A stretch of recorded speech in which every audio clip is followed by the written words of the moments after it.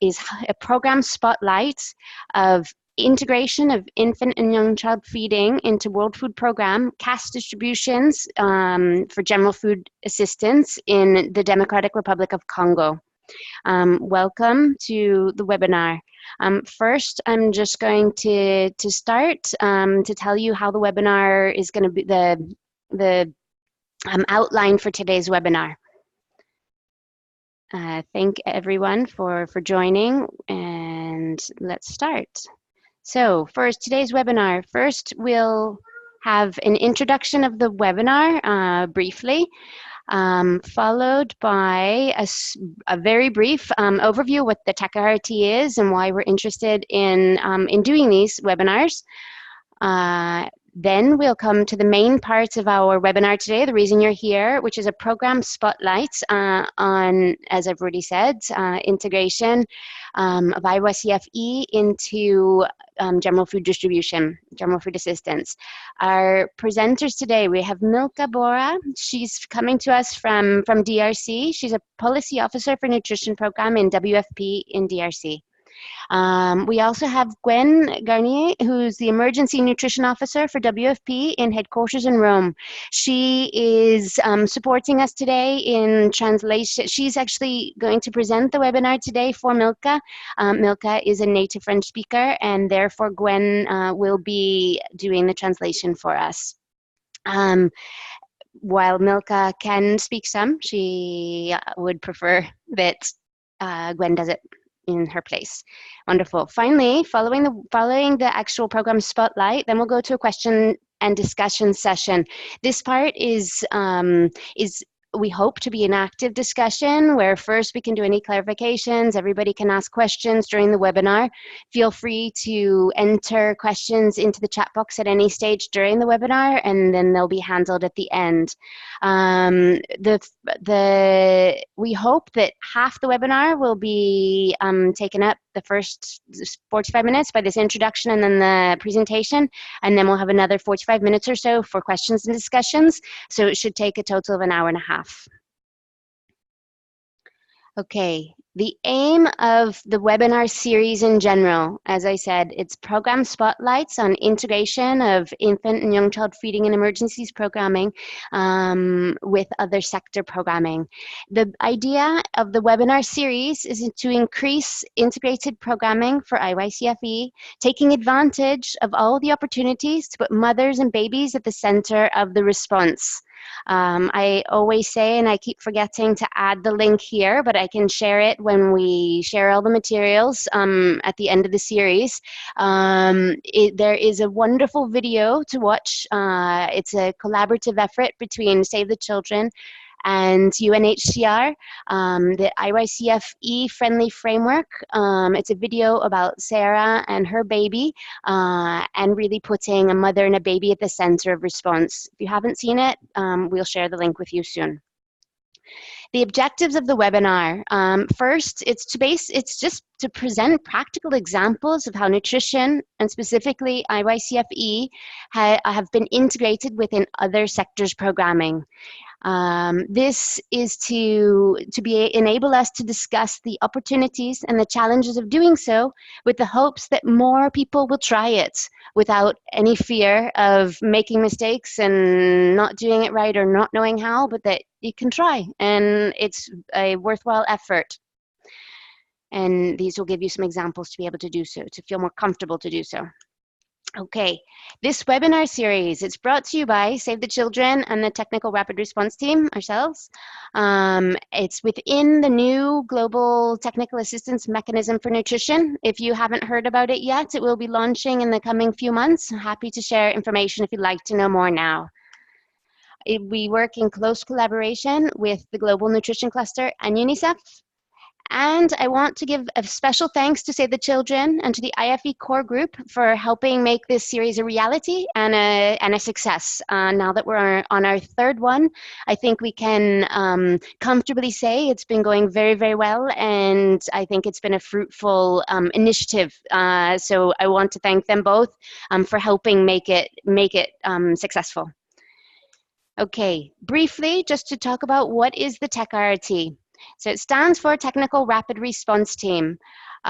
We are a technical rapid response mechanism that deploys advisors to support improved nutrition programming. It's both for deployments as well as remote support to improve the technical quality and scale and reach of response. We are a consortium led by International Medical Corps in close collaboration with Action Against Hunger and Save the Children. The initiative was born in August of 2015, so we're nearing our 4th birthday very soon.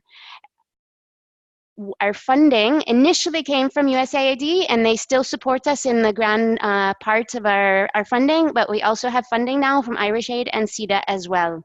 And we appreciate very much the donor contributions to our project. We work in close collaboration, as I mentioned, with the Global Nutrition Cluster and UNICEF, and we are within the new Global Technical Assistance Mechanism for Nutrition, sometimes also shortened to GTAM. Okay, finally, we get into today's presenters. We've got Milka. And Milka, Milka Bora is a nutritionist. She has 6 years of experience in emergency nutrition and development. Since 2017, she's been a program officer for the nutrition program at WFP in the Democratic Republic of Congo. We look forward to having her on the call today as presenter. Mostly you'll hear her voice in the questions and answer session. Okay, we've also got Gwen. Actually, we've got her first name and her nickname, Gwen and Gwenelle. I'm not sure if I'm saying it correctly. Her surname Garnier. She has 12 years of management of nutrition and health interventions in the most complex humanitarian settings, such as Yemen, Central African Republic, Northeast Nigeria, South Sudan, Somalia. Both with ACF and with WFP. She's currently based at WFP headquarters in Rome as an emergency nutrition officer. So today, as I mentioned before, Gwen is going to be supporting the presentation that Milka has prepared with doing it in English for us. Thank you, Gwen, for your support. And thank you, Milka, for all your hard work that's gone into it. Okay. So today's spotlight, integration of infant and young child feeding into World Food Programme, I'll say general food assistance done through cash distributions in the DRC. And while we are looking, before we hand over to Gwen, I just want to remind you, please type your questions at any time in the chat box. They will be handled at the end. And we will invite you to ask your questions yourself. But if you feel shy, don't worry, we can do that for you. But go ahead and type them anytime. Please also make sure that you introduce yourselves with your name, your position, your organization, and the country where you work in the chat box. If there's more than one person at your computer, please make sure that everyone introduces themselves. And finally, we will have a webinar. We will have an evaluation of the webinar. This helps us to improve our webinar series. So please fill that out. The link should be in the chat box now. If you go ahead and click on it, and that way it's open, and then you can fill it out at the end after the webinar is finished. And I will remind you then as well. With that, I am going to move on and hand over now to Gwen to present what we're here for. Wait, sorry. Wonderful. Hi, everyone. Thank you, Andy. Thank you all for listening to me. I'm here to represent DRC country office and all the work done there. So the idea of this program came from the visit of the TechRRT in DRC last year, in 2018, yes. And the conclusion was WFP and partners could do more to better integrate IYCF in our programming, knowing that we have a great potential with the food assistance platform to do more and reach more people. Next, please. So it's what we will talk about today, about the context. What do we do to integrate infant and young child feeding in emergency into WFP cash distribution in DRC. Linked to this program, we have a cost of the diet study, which allow us to better understand the diet of the community in the two provinces where we implement this pilot program, and to allow us to have better messages for the beneficiary and the pregnant and lactating women who are benefiting from this program.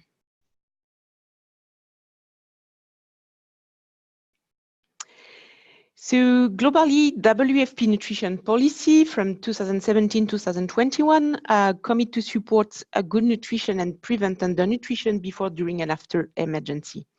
We want to strengthen IYCF-E and integrate it in a number of emergency responses, and gather lesson learned, better define operational models, and develop operational guidance for WFP. So DRC, it's our first pilot, but the idea is then to get the lesson learned from DRC and to expand that in other countries.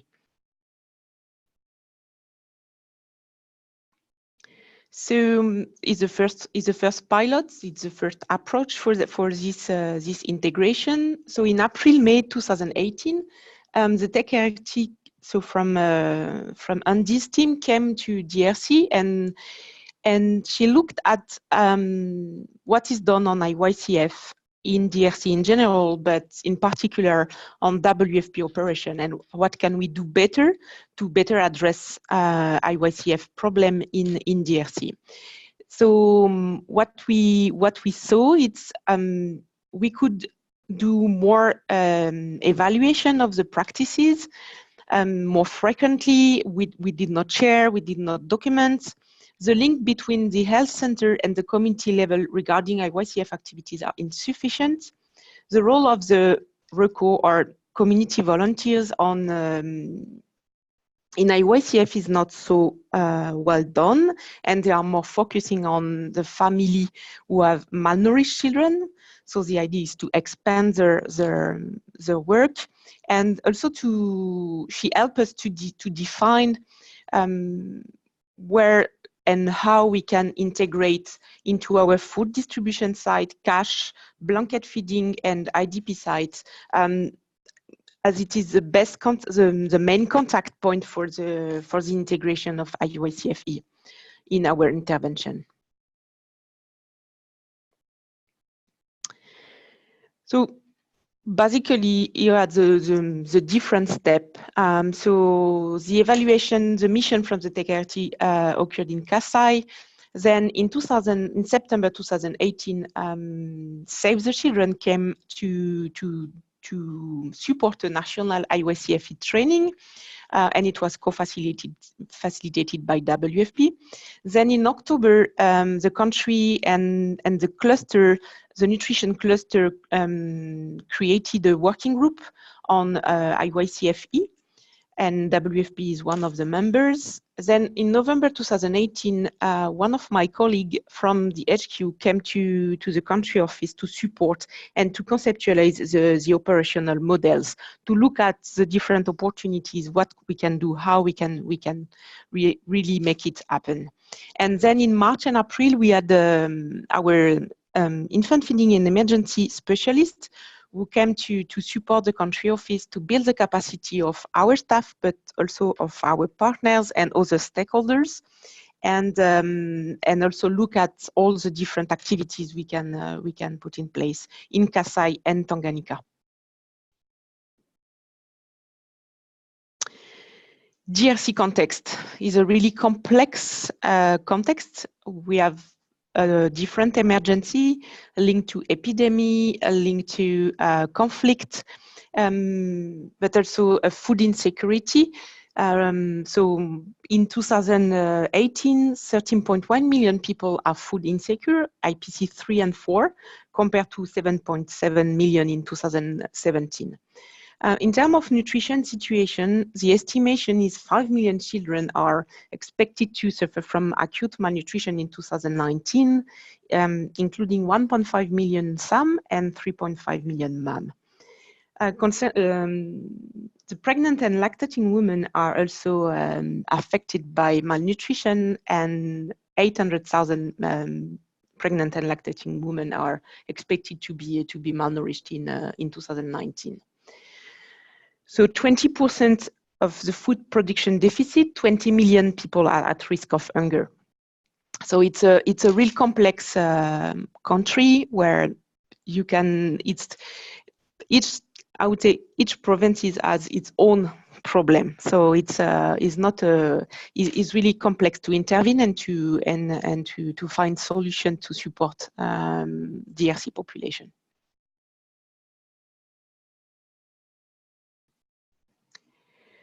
So the first pilot, so it's WFP is doing general food assistance, either in kind, so where we distribute directly the food to the beneficiaries, or with cash.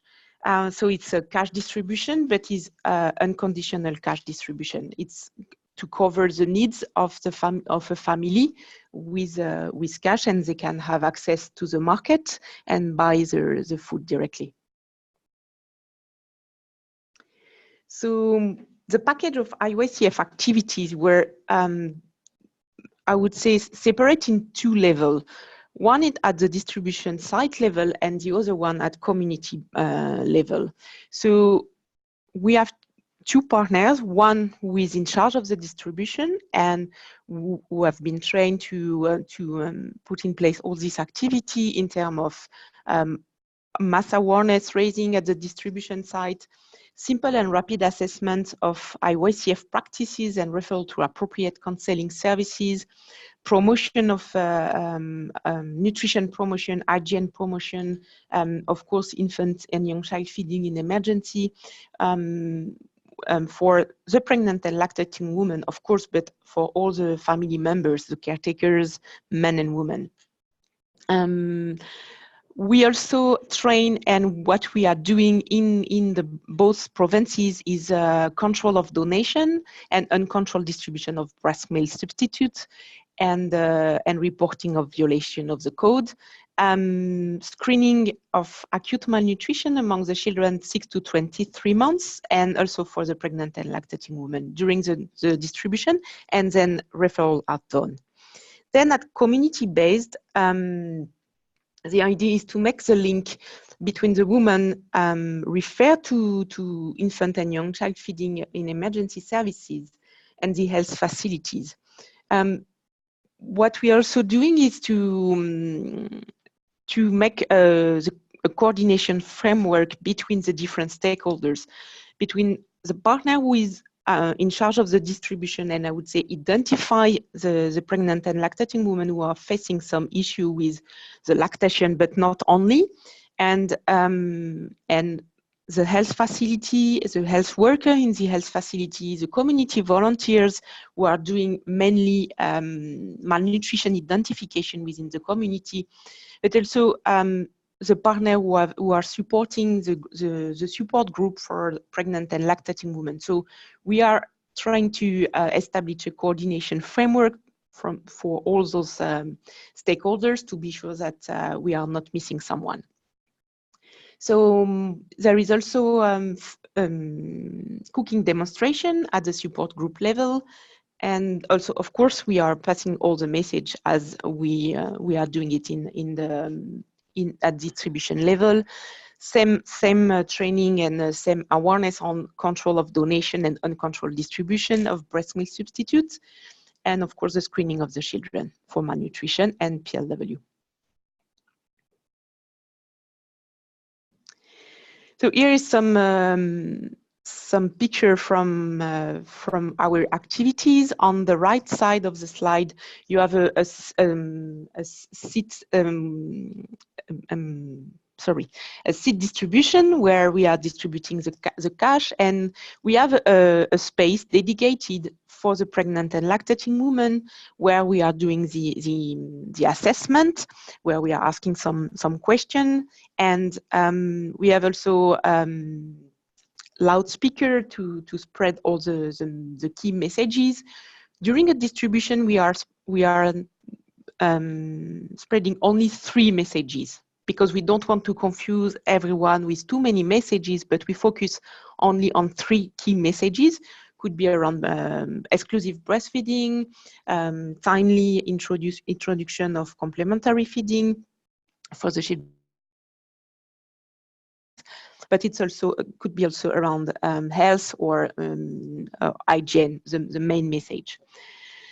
The objective of our pilot it's to protect, promote, and support recommended infant and young child feeding practices through mainstreaming high-quality infant and young child feeding in emergency services in cash-based transfers, emergency food assistance, and effective coordination. So we start to implement in March until July, so it's a short time program, but the idea is to expand, of course, with our lesson learned and, of course, the donor support. The direct target is the pregnant and lactating women and the children 0 to 23 months. Indirect target is the household members and all the community who is around the project and in the province.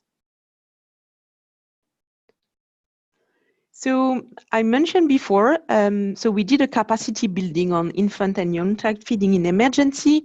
So first we train our staff, our cooperating partners, and the other international and national NGOs working in nutrition in the province, UNICEF and Ministry of Health.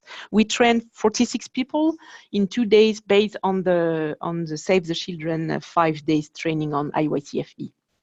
And then we train also the health worker and the community actors based also on the same training, and we trained 50 people.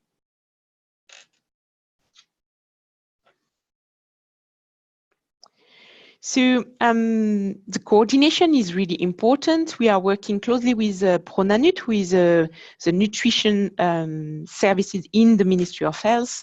Of course, with the nutrition cluster, we are part of the IYCF-E sub-working group with UNICEF and all the NGO working in nutrition in the area and at national and provincial levels.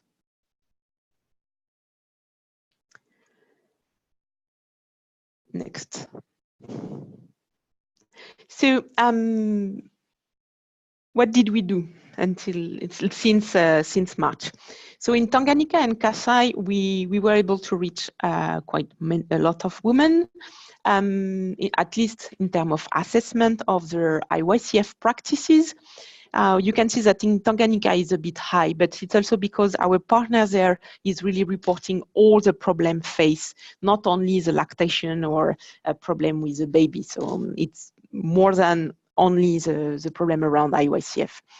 Then we succeed to refer the women for support, and some of them receive were able to receive the services.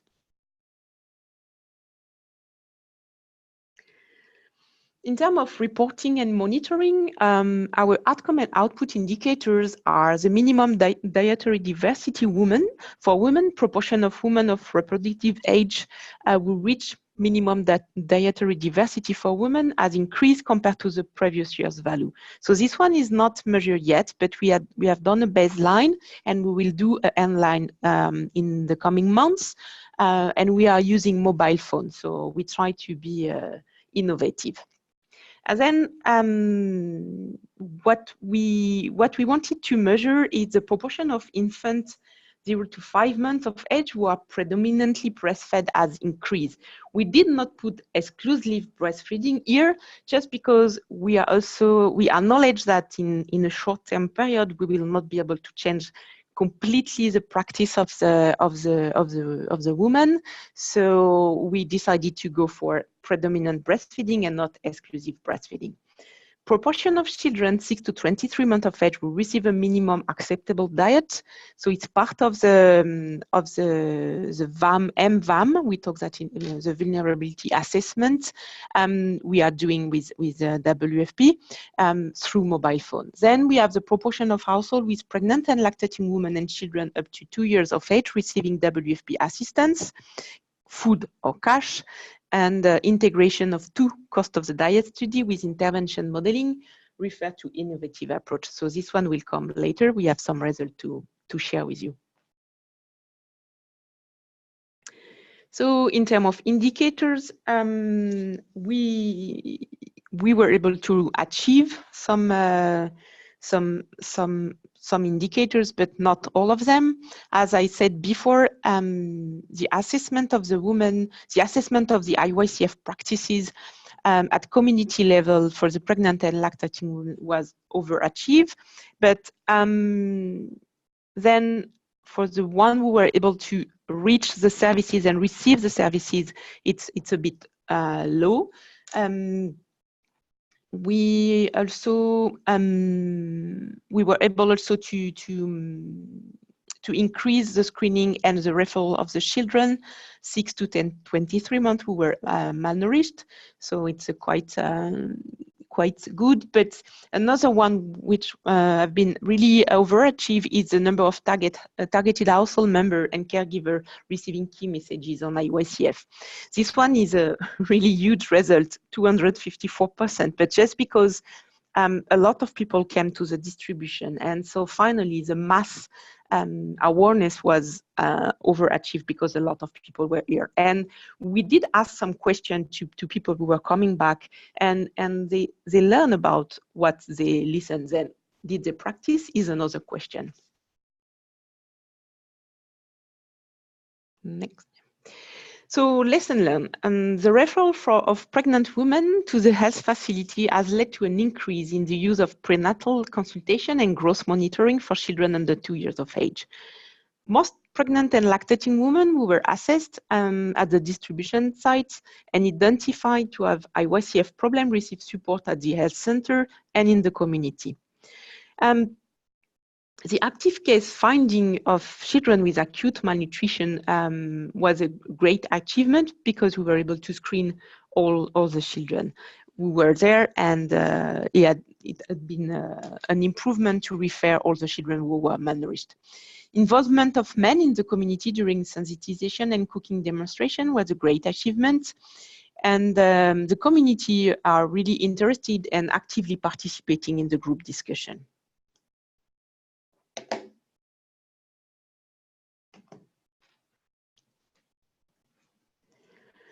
Challenges. In some cases, implementing partners at the cash distribution site and in the community did not have a good communication coordination to ensure tracking of beneficiaries at the health center and in the community. So we lost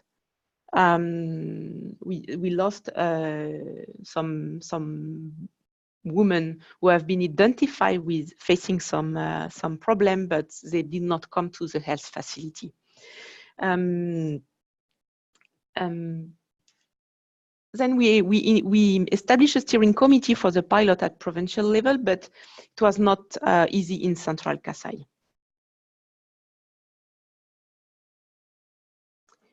Cost of the diet. So cost of the diet, so the link with IYCF-E.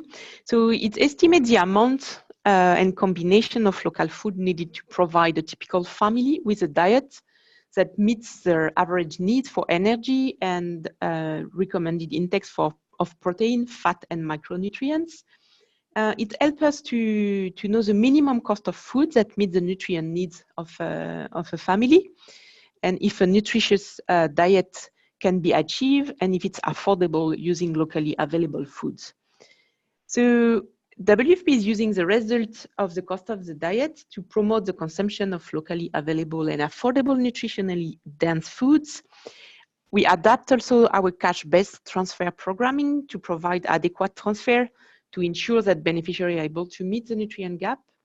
And we adapt our messages for the community to meet the nutritional needs using locally available foods.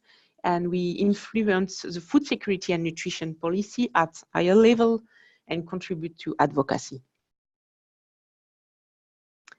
Here is the result. So the next slides, I will not go into details, but it's more as an information for you that, yeah, in Tanganyika, for example, it was in terms of difference between urban and rural availability, eggs and meats.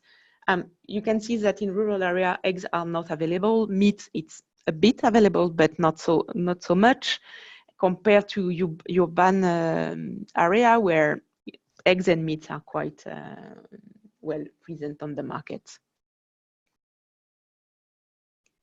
For Kasai, the result is a bit different. In urban area, you don't have eggs on the market, but the meat is quite well present. And in the rural area, you have more than eggs.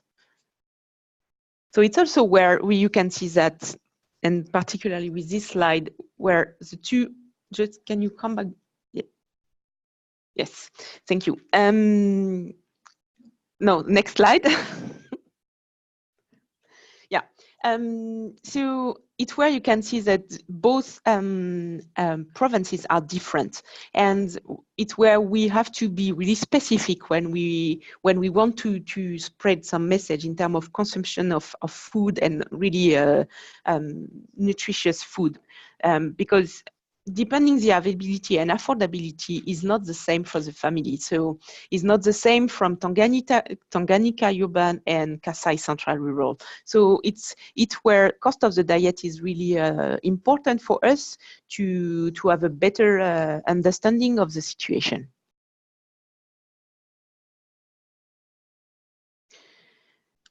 So this one is a comparison in terms of costs to meet the energy needs and the nutritious diet. So you can see the cost, which is sometimes really high, and where the households are not able to afford that.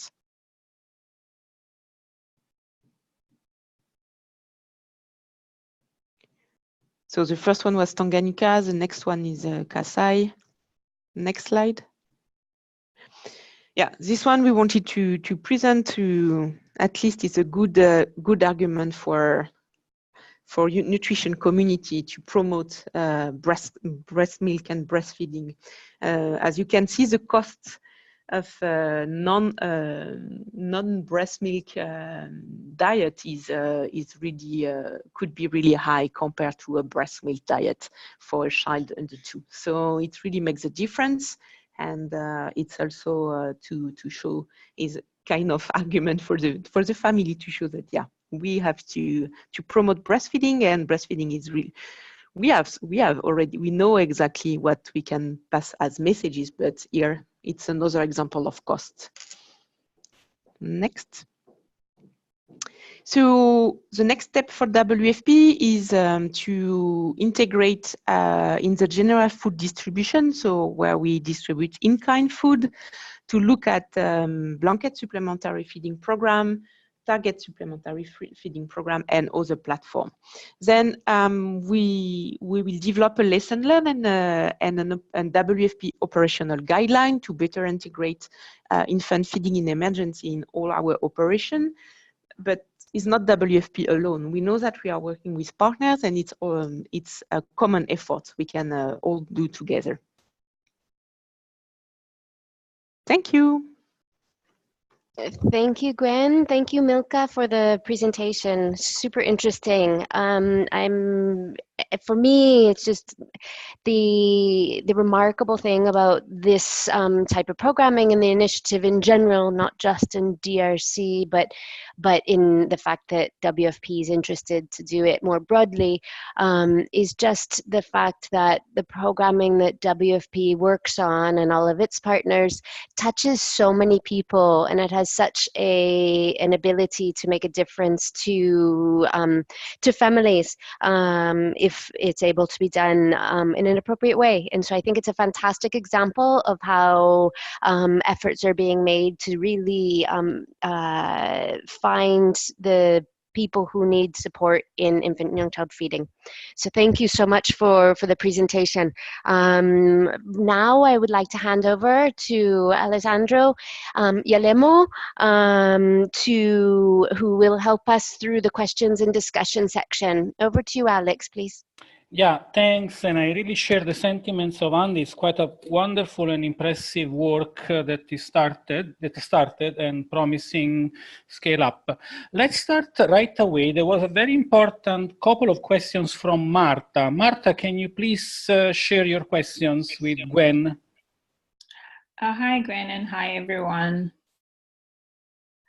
I was just asking more to do with the actual implementation at the distribution point. How are they managing to deal with one-on-one or cases that require one-on-one counseling? For example, if they find a mother-child pair has issues and they need to do follow-up counseling or individual counseling for that pair, is that factored in, or do they have to send their mother to go home and then go to a health facility? And then in the community, I was wondering who is supporting, if they're the relay community, how many mothers or households does each RECO support? Because normally that's where there's always a gray area. The numbers of beneficiaries become too many for the volunteers to deal with. Thank you, Martha. I will talk in French now, just for me a minute. Milka, tu as compris les questions ou tu veux que je les traduise? Je pense que ce sont des questions qui sont écrites dans le box chat. Donc, Oui. il y en a lesquelles j'ai déjà commencé à répondre. Vas-y, je t'écoute et je traduis. D'accord. Donc,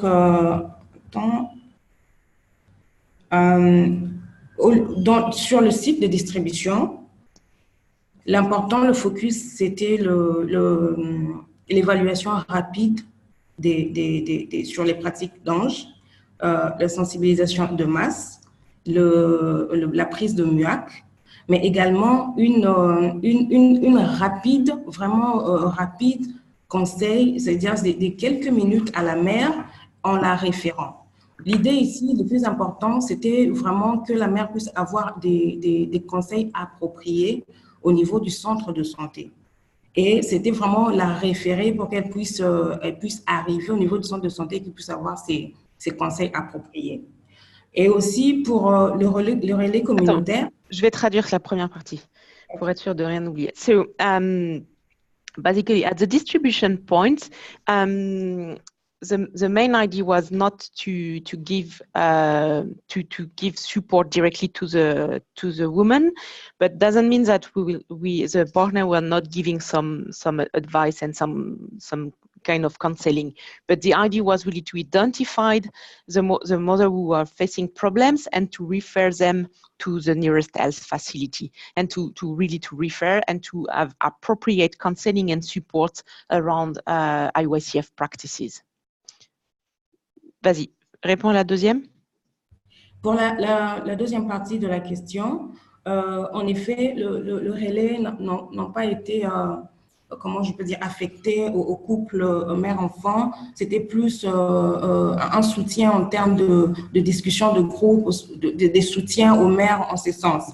Donc, du fait de ce pilote, on se dit qu'il y a des leçons apprises ou des choses qu'on pourrait intégrer, incorporer au fur et à mesure. Mais les relais, pour ce premier pilote, ils ont été utilisés, si on peut dire, vraiment pour les groupes de soutien, soutenir les mères, leur montrer comment elles peuvent faire des bouillies ou la nourriture pour elles-mêmes et les soutenir. Mais il n'y avait pas vraiment des relais qui étaient affectés au couple mère-enfant.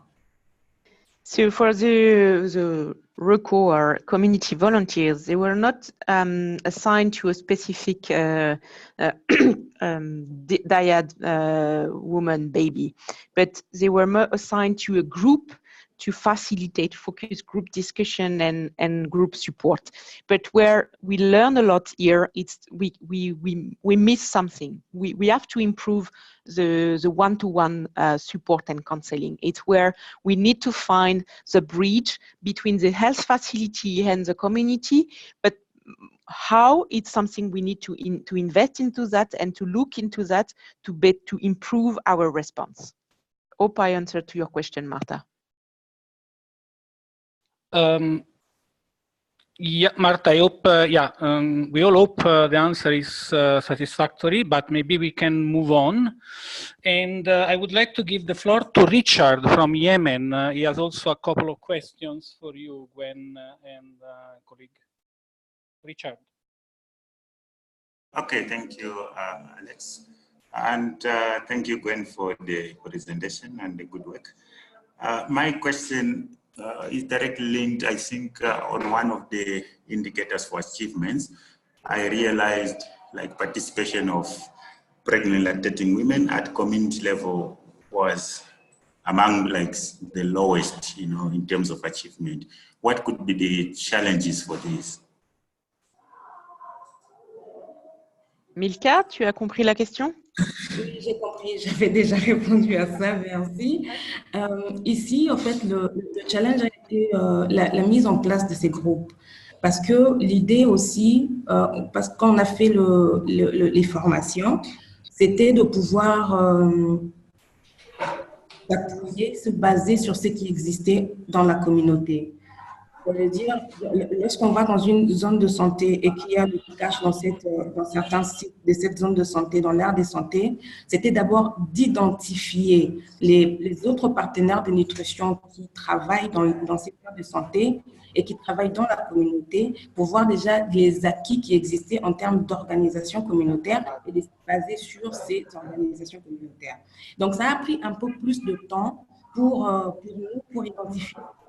Parce qu'on est arrivé dans les aires où on s'est rendu compte que les groupes de soutien n'existaient même pas. Ils n'étaient pas mis en place. Donc là, il fallait mettre en place, mais aussi à dire ce qui a été constaté sur le terrain.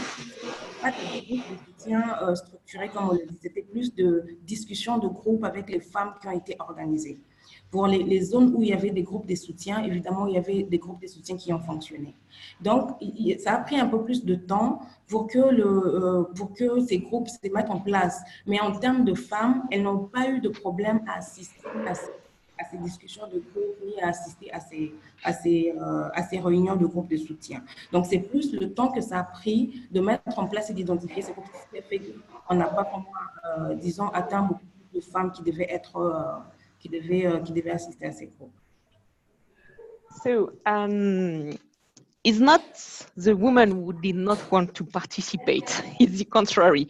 No, the idea was to build our program on existing support group in the community and to use the existing support group and not to create something else and not to create another group was so not to overlap.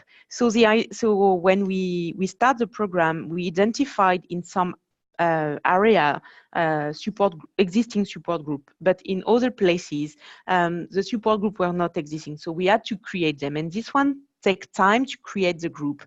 And unfortunately, we were not able to reach all the women we wanted to reach with the group because the time to create the group and to have an efficient group was a bit a challenge. Okay, thanks. And again, I'm sure there will be a chance for further discussion even later, or you can still write emails to Andy and Andy can reach out to the facilitators if you need more details. But let's continue this lively exchange. I would like to call on Kiri, he or she, sorry, I don't know, he or she has a couple of important questions. Kiri, are you there?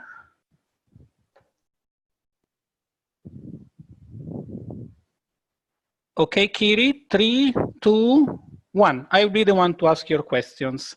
So when the questions of Kiri are, how is the falters tracing being done?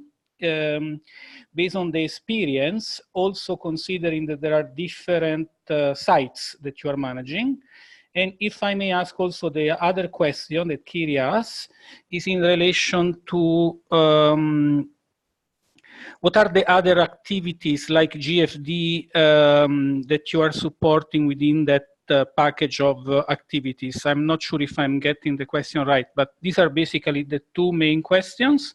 How do you do the fault tracings, considering the different sites, and eventually, what is the other set of activities attached to the GFD, like the GFD? Over. Thank you. Milka? Peux-tu, parce que là, je n'ai pas bien compris. Donc, la première question, c'est sur le suivi des abandons. Comme on a beaucoup de sites de distribution et les centres de santé qui sont liés à ces sites de distribution, comment on assure le suivi des abandons? Et la deuxième question, c'est plus en lien avec toutes les activités qu'on a autour de GFD. OK. Ici, vraiment, pour cette stratégie, il était question de pouvoir référer le cas identifié au niveau des sites de distribution et le référer au niveau des centres de santé appropriés de prise en charge. On s'est assuré que les centres de santé avoisinants, qui sont proches du site de distribution, puissent pouvoir avoir un programme de PCIMA, donc des CIMAM, pour pouvoir prendre en charge ces enfants-là.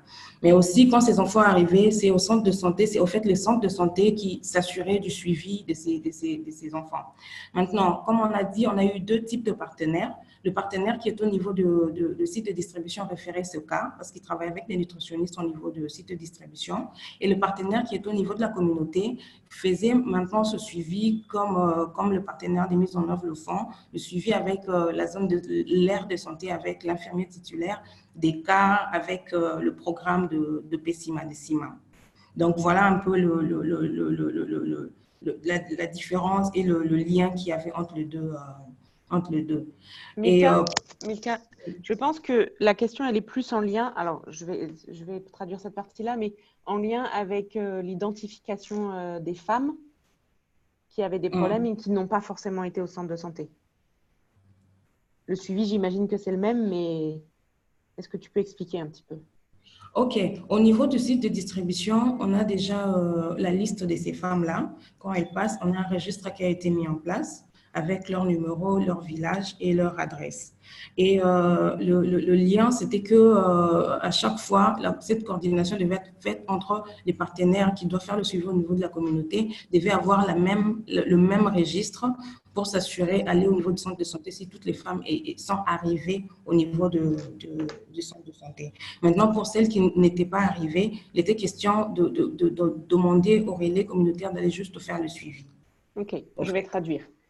Et tu passeras la deuxième après. So, for the default tracing, it's done. The idea is we have a register at the distribution site where we register all the pregnant and lactating women who have been identified. And this list is shared with a partner who is working in the community and who is making the link with the health facility.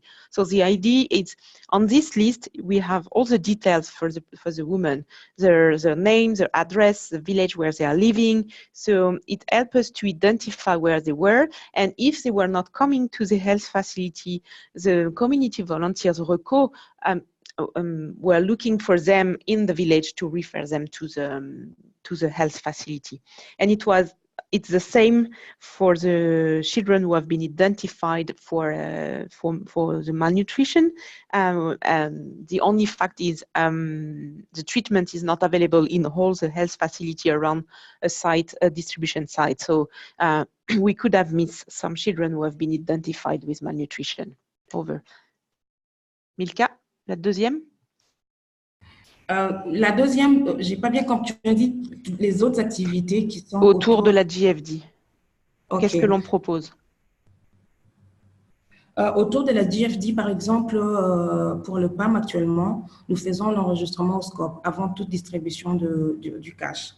Et il faut savoir qu'entre le moment où on fait l'enregistrement au scope, avec scope, et le moment où on distribue, il peut se passer soit un petit temps selon la programmation et tout.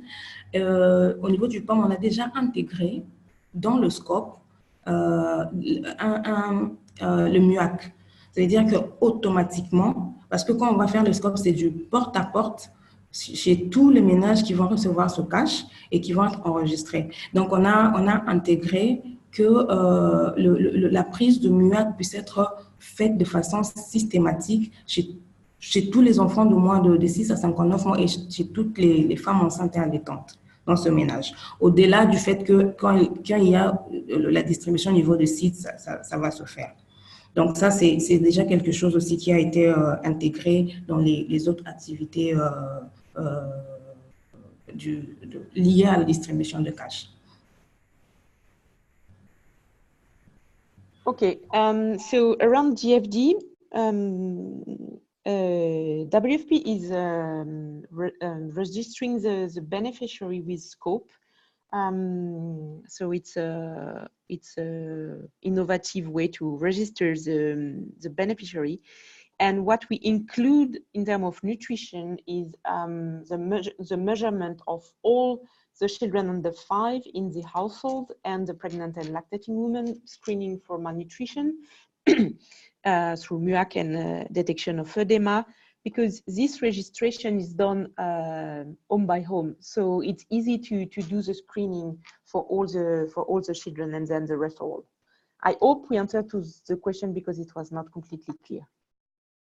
Thanks, Gwen. Unfortunately, Kiri is not answering, so I hope we did. I'm sure you did give a very important answer to the question. Let me call on Marina from Save the Children as well, and she had a very important question. Hello, everyone. Thanks for the presentation. First of all, I'm very glad to see the use of the cost of diet, which is used by Save the Children as well. So I have a couple of questions. So the first one is on your experience with the cost of diet. How did you find it? Was it easy? Was it quick in terms of time? How did you find the experience? And the second question is about the targeting. What criterion and what approach did you use to target the beneficiaries at community level? And as a consequence, did you experience any unexpected effect at community level? Thanks. So this is Janita now speaking from Gwen's account. I work at WFP in the nutrition unit as well, and I supported the country office with conducting the cost of the diet analysis in Tanganyika and Kasai Central. So I'm just going to speak to the first question, how we found the cost of the diet experience in DRC. And so we've been conducting cost of the diet as part of the fill the nutrient gap analysis in quite a number of countries around the world, and to support country offices with their nutrition programming. But DRC has really been one of the first countries where we've used it in an emergency setting. And there are a couple of learnings that we had from cost of the diet in an emergency setting. And one big one was that there were much more questions around what does the food environment look like? So what kind of foods are available? How much do they cost? Is it even possible to cover nutrient needs with the foods available? Also then crossing over into livelihoods and like developing this the humanitarian development nexus, and a little bit of how can we invest into livelihood systems now during this emergency that will also fill nutrient gaps going forward. So this was really usually like we use cost of the diet much more for looking at the impact of interventions and so on, but it was sort of an earlier step in saying we want to understand more of the environment. In terms of time, we needed to undertake the analysis. If in each region the data collection took around 2 weeks. And then with the data cleaning and so on, that took us another couple of weeks, but it was a relatively quick turnaround in a sense that it gave us in a relatively short time frame results that we could work with. Sorry, can you repeat the second question? I can ask the question in French. Oh, perfect. Milka, for you. Là, je voulais savoir un peu votre expérience avec les ciblages des bénéficiaires. Quels sont les critères que vous avez adoptés pour les ciblages et si vous avez eu des problèmes au niveau communautaire ou des effets indésirés. Merci. Ok, merci beaucoup pour la question. On est allé sur base d'abord pour la cible, hein, on est d'abord allé sur le focus, c'était les personnes qui avaient été ciblées pour le cash.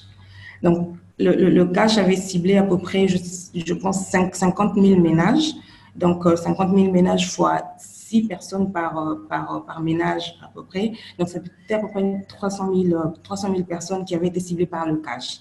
Et déjà, en amont, avec le VAM, ces ménages, dans le critère de vulnérabilité, il y avait déjà un critère qui prenait en compte les femmes enceintes allaitantes et les enfants de moins de 5 ans, de moins de 2 ans dans ces ménages-là.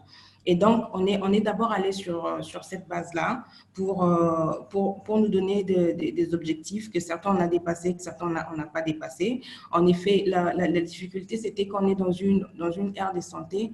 C'est plus si on est dans une aire de santé où elle est déplacée, si on se donne même le partenaire a eu tendance aussi à vraiment mettre le focus, à suivre que ces personnes déplacées. Et c'était vraiment d'intégrer aussi ce haut niveau communautaire pour faire un peu un ciblage ou bien une couverture de toutes les personnes du village ou de toutes les personnes de l'aire de santé.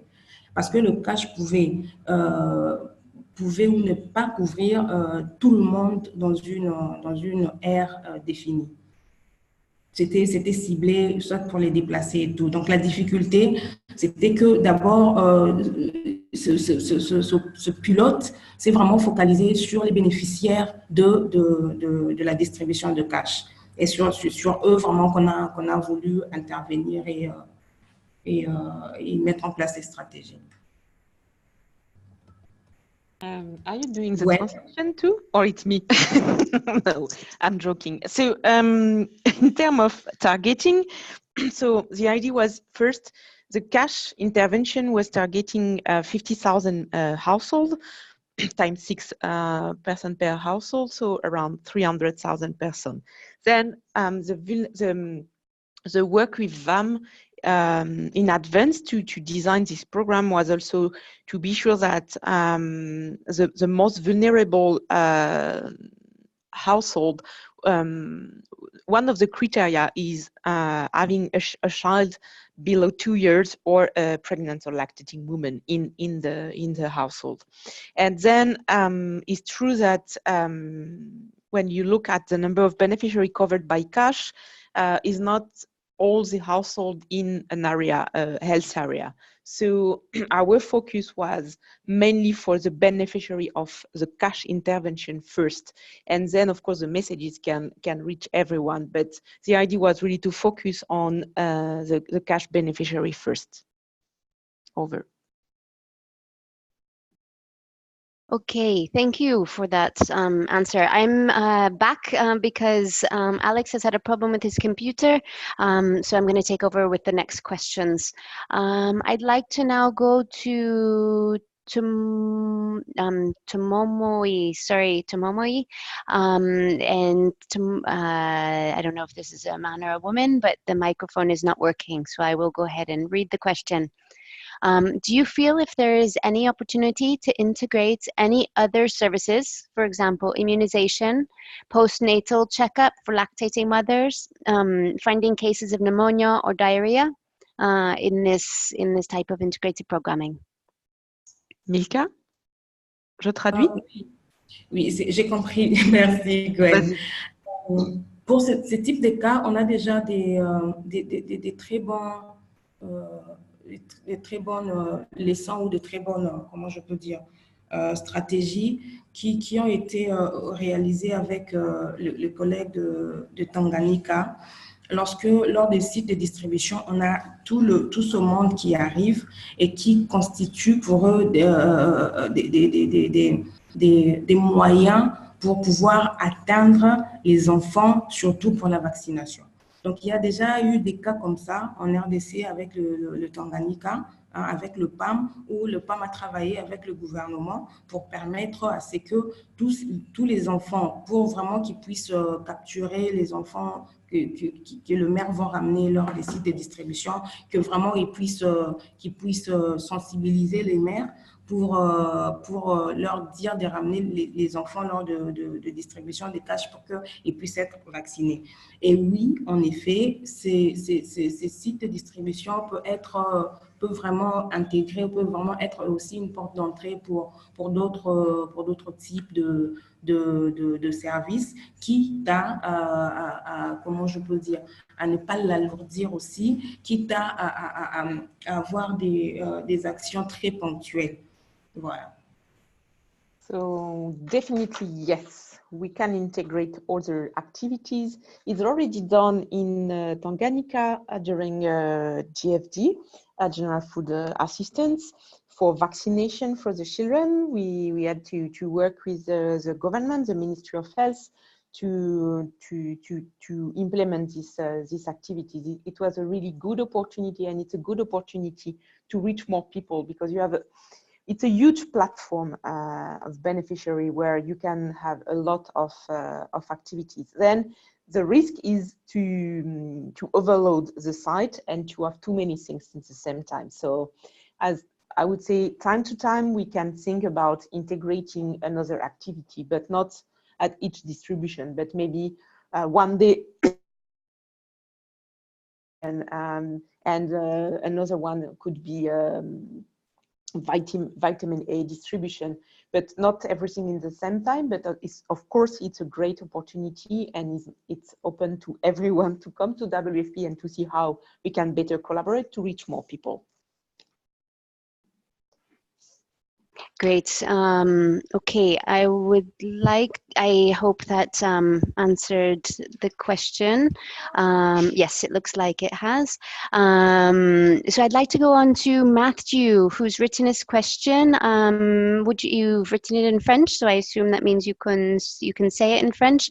Maybe, can you say it, and then Gwen maybe can translate it for everyone else, please. Allô, Gwen? Oui. Tu as vu la question? Oui, tu la traduis ou je la traduis? Je peux la traduire. So, how to integrate the new case in the distribution when we know that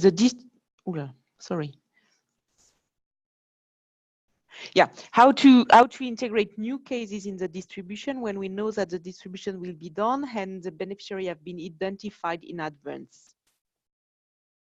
Milka? Oui, ok. Comme je le dis, ici, on parle de nouveaux cas. Bon, justement, pas vraiment, parce que le focus qui avait d'abord été fait, c'est sur toutes les femmes qui arrivent au niveau de sites de distribution pour recevoir le cash, parce qu'elles ont été identifiées au préalable, parce qu'elles sont dans le programme de cash, et leur ménage. Donc, le focus a vraiment été, évidemment, dans ce cas, on n'aura pas, ce qu'on peut dire, on n'aura pas de nouveaux cas dans le site de distribution. Seulement, l'idée, c'est avec la continuité, vraiment de pouvoir élargir le programme au niveau communautaire pour pouvoir atteindre, même avec les relais communautaires, les autres ménages qui ne sont pas dans le programme du cash, mais aussi de les atteindre par des messages et tout. So on the distribution site is not possible to integrate new cases as a beneficiary has been identified in advance before the distribution. They receive the registration card and then they come to the distribution, and it's where we are focusing only on the pregnant and lactating women who are coming for the cash distribution. But in a way we can expand for new cases in the community, and it's something that we have to develop. Of course, for now, we are reaching a lot of people in the community with our messages, but why not integrate new pregnant and lactating women who can be identified at community level? But this one would need to be done in coordination with the other actors, all the other nutrition actors.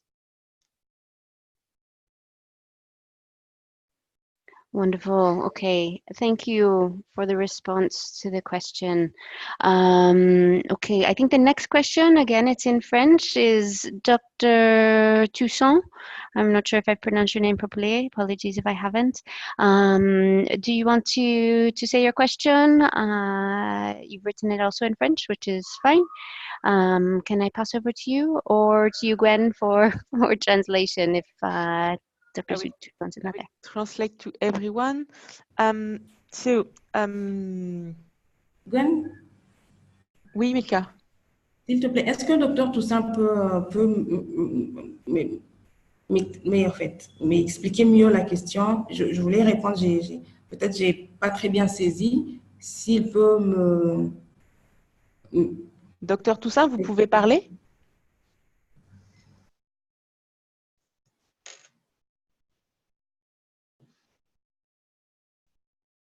Okay, I will translate the question. So, how do you do the evaluation of the distribution of the cash among the beneficiaries? And do we have an evaluation of the impact in terms of the impact on the malnutrition? Do we have an increase or a decrease of the number of cases at the site level? I hope we will respond to the question. Milka? Oui, je vais essayer d'y répondre parce que j'ai compris la première partie, mais pour suivre l'évaluation de la distribution des cash auprès de bénéficiaires, une évaluation s'est faite à la fin, on appelle PDM, va se faire à la fin du cycle de distribution sur 3 mois. Et voilà. Mais quand il rajoute du point de vue augmentation ou diminution des cas de malnutrition dans le site, bon, le cash se fait pendant 3 mois et à chaque distribution, les enfants sont ramenés au niveau de centre de santé, sont référés, disons, au niveau de centre de santé et sont suivis. La prise en charge des cas pour les enfants, par exemple, c'est 2 mois, hein, selon le protocole national. Pour les femmes, c'est 3 mois. Donc, on peut dire que tout le temps de distribution de cash, si on avait un enfant mal nourri qui a été référé, il serait dans le programme. Je n'ai pas, du point de vue augmentation, diminution de cash, je ne sais pas très bien m'orienter parce que je ne comprends pas peut-être pas très bien la question. Okay. Qu'est-ce que je peux dire? Merci, Milka. So to evaluate and follow up our beneficiary in terms of cash, we are doing a post-distribution monitoring. It will be done at the end of the cycle. For the cash, it's 3-month cycle, so it will be done a bit later. And we will have a follow-up in terms of use of the cash. What do they do? What do they consume, and etc. In terms of number of cases, decrease or increase at the site level, it's a bit difficult to respond to this question. The only thing we can say is at the site level, we do the screening and referral of the malnourished children or pregnant and lactating women, and we make sure that they arrived at the health facility and they will receive the adequate treatment. But then, of course, they are under follow-up. So even if they come back to the site, they are under follow-up. So we'll not count them as new cases. But do we see an increase or a decrease of malnutrition in the area? this one is not measured yet, and it's not something that we have planned to do it, but maybe Milka, we can take it as an option. Hope we answer to the question. Okay, yeah, Dr. Toussaint, he doesn't have his microphone, so I think that if he had any clarifications, he would have typed it into the chat box, so I think it's okay. Thank you for that. Okay, I think then if we do have a couple more questions, but they are from myself and from Ben. So before we go to Ben, I would like to let anybody know if anybody else has any questions that you would like to put in the chat box. Please go ahead and do so now, because we'll be wrapping up the questions in the next 5 to 10 minutes. So go ahead and we've only got myself and Ben now. So please go ahead and write some questions if you have any. Otherwise, over to you, Ben. Thanks, Andy. Gwen, I'll leave you to translate. I think it's better that way. So yeah, Gwen, you mentioned that people who received the message did learn. I wondered what sort of methods you used to determine this. Firstly, maybe exit interviews from the site. And secondly, what messages or information was more effectively taken up and which ones had greater difficulty in being taken up by the participants. And finally, did you do any, or are you planning on doing any assessment of change of practice in the communities that the distributions served? Thank you. Milka, tu as compris les questions? Oui, je crois que j'ai compris la première partie. Je vais y répondre et peut-être tu vas ajouter ou bien tu vas me compléter tout. Ça marche. Oui, Monsieur Ben a raison. Je crois que dans la présentation, nous avons mis les impressions. En fait, les PDM va être fait en août. Et le PDM intègre les questions de la nutrition. Pour voir un peu le changement, tout ce qu'on a mis comme indicateur va être évalué lors de ces PDM. Donc là, c'est vraiment, comment je peux dire, juste les impressions de terrain avec les discussions avec les maires. Donc, ce n'est pas encore une évaluation dans les règles, si on peut dire. Un PDM sera fait en ce mois d'août pour qui intègre les questions, qui va évaluer un peu les indicateurs de nutrition. Okay, so per se, we did not do an evaluation, but we did some discussion at the end of the distribution or within the community, and we asked some questions to look at what the people kept with them as key messages. But it's true that during the post-distribution monitoring, we will have some nutrition indicators questions. So we will be able to look at some knowledge, not the practice, but at least the knowledge of the beneficiary. Milka, l'autre question, c'est est-ce qu'on planifie de faire en dehors du PDM un autre assessment plus sur les pratiques? Comme une CAP? Oui, c'est ça. Ce n'était pas prévu, une CAP vraiment comme telle. Il y a un atelier d'évaluation qui est juste prévu et des PDM qui sont prévus pour ce premier pilote. Okay, so no CAP survey plan for now, only some workshop and discussion with the community and the PDM.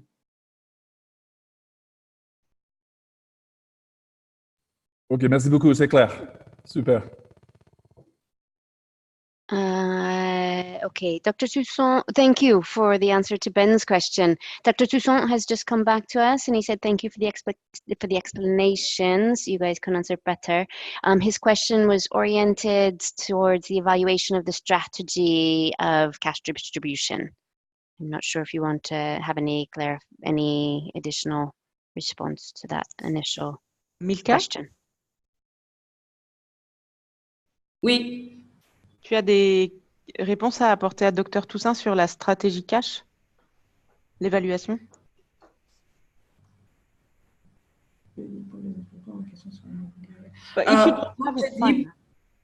Pour l'évaluation de la stratégie cash, je crois que, bon, au niveau de chaque site, chaque jour, il y a une évaluation qui est faite parce qu'il y a beaucoup de parties prenantes qui sont prises en compte. On a la banque, on a notre partenaire, on a tout un système qui est vraiment mis en place lors de ces distributions-là. Il y a des comités, il y a des, comment on les appelle, les relais communautaires, il y a comment on les appelle, les chefs de village et tout qui sont là pour chaque jour pendant le temps où le cash se fait. Mais comme j'ai dit, il y a des PDM qui sont réalisés à la fin de chaque cycle de distribution pour évaluer cette distribution de cash-là, comme tu l'avais expliqué. Okay, so what Mika said regarding the evaluation of the cash strategy, so we have a lot of stakeholders around the distribution between the elders or the chief of the villages. We have the partners, the bank.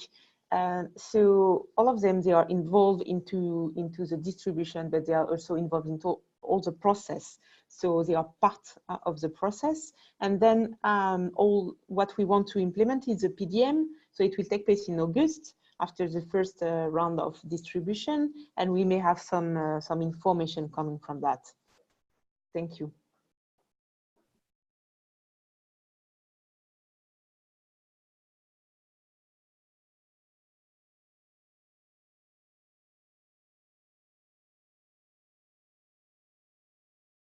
Andy? Hello, can you hear me? Yes. Okay, good. Sorry. Did you hear anything that I said? Not at all. Okay, sorry about that. I think my question is the last one, so I'm going to go ahead and ask it. I wanted to ask a little bit more, just to highlight a little bit more about the inputs that you said, and to ask if there are more. You mentioned about a dedicated space. You mentioned about loudspeakers and trainings for 2 groups of people, a couple of days for each different group. My question is, were there any other inputs? And then my other question, maybe you've answered some of it now, is could you talk about other inputs needed, for example, for the monitoring and follow-up aspects? Yeah, that's it. Milka? Tu peux aider, s'il te plaît? Donc, quand j'ai présenté, j'ai parlé des différents inputs, je ne sais pas comment traduire en français, en termes d'espace dédié, de speakers, les formations qu'on a fait. Est-ce qu'on pense mettre d'autres choses? Et après, sur la partie monitoring et évaluation, est-ce qu'on pense qu'on peut aussi ajouter d'autres choses là-dessus? The word in Spanish is insumos. I don't know if it's close in French. Non, pas trop.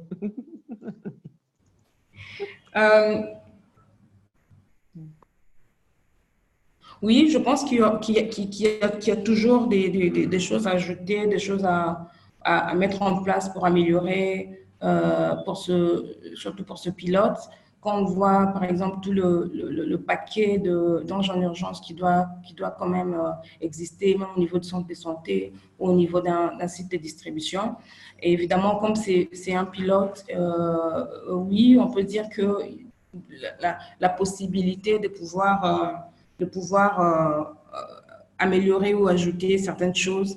Et là, je ne sais pas peut-être les citer maintenant tout de suite, mais oui, par exemple, les coins d'allaitement, il y a eu des hangars qui ont été créés, des coins d'allaitement qui ont été mis en place. Mais est-ce que ça a été effectif dans tous les sites? Je dirais que non, c'est des choses vraiment pour nous à regarder, à nous assurer que ça peut encore être mis en place. La formation encore des relais communautaires sur un peu tous les relais communautaires en fait, sur le paquet des translignes, voilà, il y a toujours des choses que nous devons améliorer, que nous pouvons ajouter pour rendre cette expérience encore plus comment je peux dire, encore plus effectif, si je peux dire comme ça. Je ne sais pas si j'ai répondu à la question. I think, pour la première partie, oui, après, il faudra revenir sur le monitoring. Mais je réfléchis pendant que je traduis. So, of course, we can always improve. It was a pilot, so it was the first test for WFP and partners.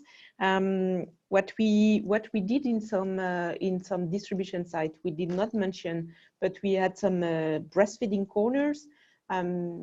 So dedicate a place for the lactating women where they can breastfeed during the waiting time and etc. And it's something that we could invest a bit more and to look at, is it really working? Is it really essential for the lactating woman? Is it used in a good way? We can also improve the training in terms mainly for the community volunteers, but not only, in terms of the package for counseling. We can definitely improve the project. We are taking the lesson of what we did until now, and of course with partners we can definitely look at what could be done better. Milka, l'autre question? Oui, pour le suivi et les évaluations, là aussi, moi je vois par exemple plus le côté tout ce qui est le côté un peu communautaire, parce qu'au niveau du site, ça a été très bien, ça a été mis en place de façon assez effective, comme on le voulait. Le côté communautaire avec le fonctionnement de groupe de soutien, le suivi, la mise en place des outils, ça, c'est quand même des leçons apprises ou des faiblesses qu'on a constatées qui sont à améliorer. Et oui, en effet, il y a toujours des choses qui sont encore à améliorer et des choses qui peuvent toujours être ajoutées. Je vois également, par exemple, le comité de pilotage qui, au Tanganyika, a été mis en place, qui prenait en compte toutes les parties prenantes, tout le monde qui a été formé, un peu les autres partenaires, le programme national de nutrition, l'UNICEF et toutes les autres parties prenantes. Au niveau du Kasaï, où ça n'a pas vraiment marché, oui. En effet, c'est vraiment des choses qui peuvent être améliorées, qui peuvent être ajoutées pour une mise en place plus effective. Okay, so in terms of monitoring and evaluation at community level, a better follow-up could be done, could be more efficient. In terms of also the support group, in Tanganyika, a pilot group a pilot committee was set up and to follow and to make the link between this distribution site and the community level, and it's something we can improve and we can work more with. So definitely we are learning again, and we can definitely improve our programming. Okay. Thank you for that. Okay, I'm afraid there's one more question that's just come in, but I'm afraid I'm going to have to not answer it. Although I think it was answered during the actual presentation itself about the 254% reached over the indicator. So yeah, we'll have to go back. Okay, I'm going to go into the wrap up now because we only have 3 minutes until the end of our webinar. I wanted to just highlight, I think it's a fantastic effort and it's really, really young. You guys started the actual pilot in March and we're in July right now. So, I mean, we're not even talking about 6 months old. So I want everyone to take note of the initiative informative, and I think we'll all be looking forward to the learning. But I think it's a fantastic example about how doing some simple steps in programs that touch a great number of people, like the programs that you do, can reach huge numbers. And in fact, even we don't know yet the impact. We suspect that it's improving, at least in knowledge, which is a first step. We don't know yet in practices, but that's to be seen as we go down the line and we learn more. You learn more, we all learn more. I mean, essentially, at the end of the day, the additions that are putting in, it's information sharing and mass awareness that can be done almost in any program that touches a great number of people. It's not unique to only general food distribution. It could be for lots of different types of programming that's done. There's the simple rapid assessment that's being done. You didn't do a great amount of training, so it shows that it's not complex to do. You're giving key messages and referral for key messages for target groups and referral of people identified. You're doing the screening and for people that might be malnourished already, and then some on the control of donations of breast milk substitutes and reporting violations. The community level, there's more on demonstrations. All of this are maybe small, they're small steps, but they're big steps, let's just say, as they can have a great impact and they don't necessarily take huge efforts. So I think that I want to applaud the efforts and really want to acknowledge that WFP is taking big steps that hopefully will make a big difference for people at the end of the day. So I want to thank you for the presentation to Milka and to Gwen for helping. I want to take advantage of this one extra moment to say, to tell about the coming webinars that we have. This is a series. It's been of 4 webinars for now. I imagine the autumn that will continue with our program spotlights with some other examples.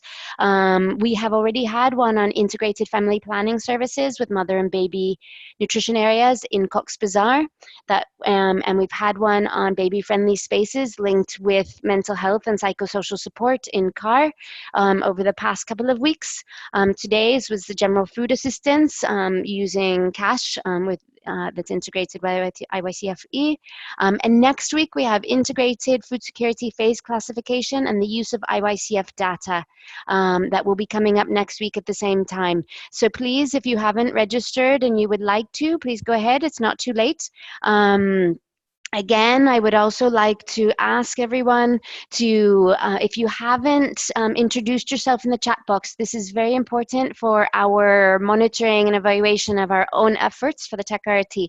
So please do add your name, your position, your organization, and the country in the chat box here so that we can record that if you haven't done so already, including anybody who is on the line with you with the same computer.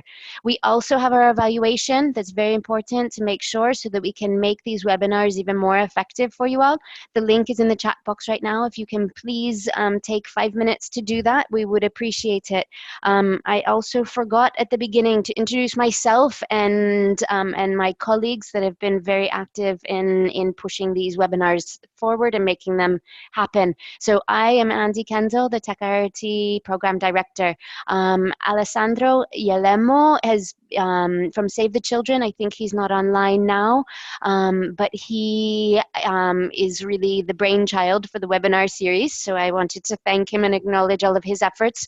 We've also got Ben Allen on the call today, who has been supporting in the background. That is the Deputy Program Director for the TechRRT as well.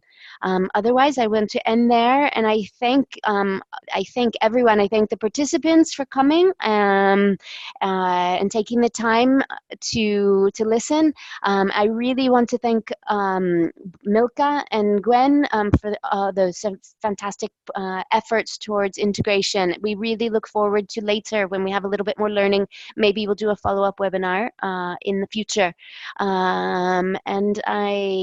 So thank you, everyone, and I wish you all a good afternoon, evening, and day, depending where you are. Many thanks. Thank you, Andy. Thank you. Bye. Bye. Take care, everyone. Oh.